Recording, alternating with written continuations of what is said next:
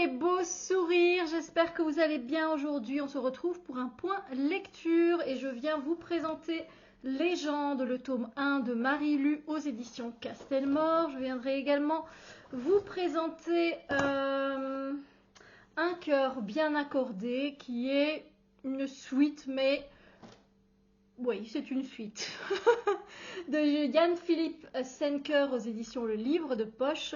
Et je viendrai vous parler du livre Mère morte d'Aurélie Wallenstein aux éditions Scrinéo.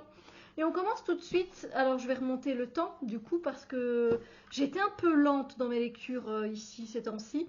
Celui-ci c'était le plus palpitant des trois que je vous présente. Donc c'est Légende de Marie-Lu aux éditions Castelmore. C'est un vieux livre, un très vieux livre pour vous dire, et c'est sorti en poche. Donc voilà, depuis le temps. Il date de quelle année celui-là, franchement? De ma bibliothèque depuis un bout de temps, je me suis dit Steph, sors-le. Et ben, j'ai pas été déçue du tout, mais du tout, hein. Franchement, c'était génial. Ouais. La première édition date de 2012. Voilà. Donc, légende ici, on va suivre June en fait. Et June, c'est un prodige. C'est une jeune femme, une jeune ado. Elle a 15 ans et elle fait partie de l'élite de son pays. Elle est brillante, elle est patriote et son avenir est assuré dans les hauts rangs de l'armée. Et on va alterner le récit entre Day et June. Et qui est Day? Ben Day, c'est le criminel. Il s'appelle Daniel en fait. Day est le criminel le plus recherché du territoire. Il est né dans les taudis qui enserrent la ville et il sévit depuis des années sans que les autorités parviennent à l'arrêter. Issus de deux mondes que tout oppose, ils n'ont aucune raison de se rencontrer jusqu'au jour où le frère de June est assassiné. Et du coup, Day va être accusé. Voilà, c'est vraiment dans les premières pages, donc je ne vous spoil pas grand-chose. Et évidemment, persuadé que Day est responsable de ce crime, June se lance dans une traque sans merci, mais est-elle prête à découvrir la vérité? Effectivement, c'est dystopique, ça fait partie du genre de Divergente, etc. Et c'était très bien fait, franchement, je me suis bien attachée au personnage, j'étais dans l'histoire, j'étais dans le récit. Il y avait vraiment de l'action, des rebondissements et c'était vraiment sympathique. Du coup, maintenant, je me suis acheté le tome 2 et j'ai intérêt à le lire pour, voilà, pour savoir où ils vont en être, quoi. Donc ici, vous voyez, on avait les... Voilà, là c'est June, la fille, voilà. Et puis on a D aussi, je ne sais pas si je vais le trouver du coup. Et on a D. Très sympa, sympa, sympa. Franchement, je lui ai mis la note de 4 sur 5. Voilà. J'ai mis un peu plus de notes dans mon livre du coup pour pouvoir me souvenir. Ensuite, j'ai lu Un cœur bien accordé de Jan-Philippe Senker, qui est la suite de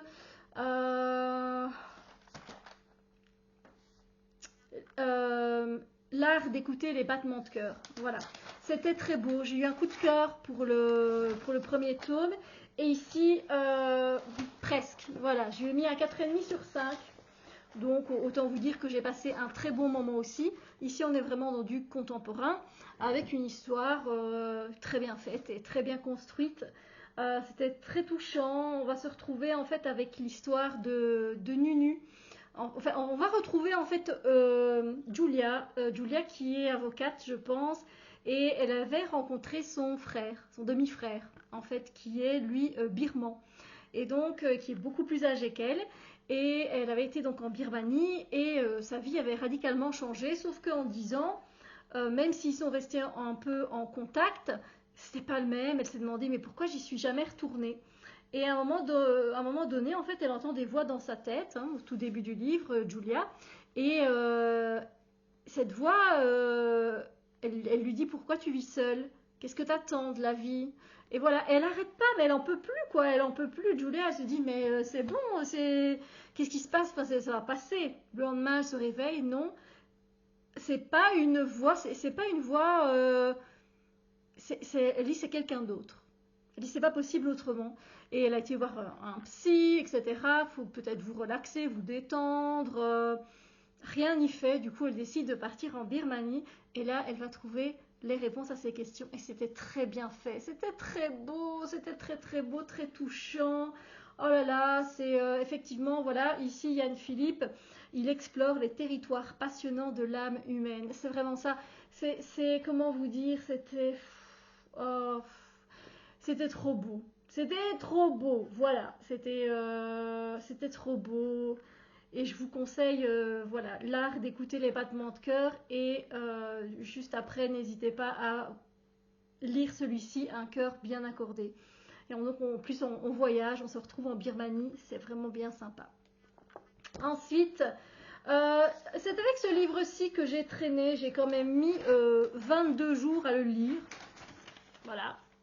Pourtant, il est écrit assez grand, hein, on peut pas dire. Voilà, vous voyez, c'est aéré, c'est fluide. Aurélie Wallenstein, elle écrit super bien. Et il me tentait depuis longtemps, hein. Et donc, c'est aux éditions, c'est Mère morte d'Aurélie Wallenstein aux éditions Scrinéo. C'est un livre avec un grand message derrière sur l'écologie, sur les océans, sur les mers. Et c'était beau, c'était une belle histoire, avec une touche de fantastique qui était très bien réalisée. On comprend tout, c'est facile à lire, franchement, n'hésitez pas. En fait, ici, on se retrouve, je vais vous lire la 4e de couverture parce que ça résume un peu voilà, l'histoire. Les mers et les océans ont disparu. L'eau s'est évaporée, tous les animaux marins sont morts. Oui, pas évident. Des marées fantômes déferlent sur le monde et charrient des spectres avides de vengeance. Des requins, des dauphins, des baleines arrachent l'âme des hommes et la dévorent. Seuls les exorcistes, protecteurs de l'humanité, peuvent les détruire. Oural est l'un d'eux. Il est vénéré par les habitants de son bastion qu'il protège depuis la catastrophe jusqu'au jour où Bengale, un capitaine pirate tourmenté, le capture à bord de son vaisseau fantôme. Commence alors un voyage forcé à travers les mers mortes. De marée en marée, Oural apprend malgré lui à connaître son geôlier et l'objectif de ce dangereux périple. Et si Bengale était finalement la clé de leur salut à tous. Ben voilà, c'est exactement ça. En fait, on retrouve Oural au tout début, qui est dans son bastion. Et en fait, depuis qu'il se souvienne, depuis qu'il a 8-9 ans, il y a un maître exorciste qui l'a aidé à contrôler son énergie pour pouvoir refluer les marées fantômes avec les requins qui viennent arracher les âmes des hommes pour se venger de tout le mal que l'on leur a fait. Du coup, c'est son quotidien, j'ai envie de dire. Ben voilà, les marées, des fois pendant des jours, il n'y en a pas, puis il y en a une grande qui arrive. Il doit se concentrer, bien se connecter. Et il y a aussi une amie qui est une delphine, donc de dauphin, qui s'appelle Trélia. Et elle vient l'aider, en fait. On sait même pas pourquoi. On ne sait même pas pourquoi elle vient l'aider, parce que normalement elle devrait être aussi comme les autres requins, les autres dauphins, les autres baleines, elle devrait être contre les hommes, mais non, en fait, depuis qu'elle est toute petite, en fait, un jour, en fait, je ne vais pas vous raconter l'histoire parce que là c'est un peu plus loin, mais on comprend en fait pourquoi ils sont attachés l'un à l'autre, et c'est très beau d'ailleurs.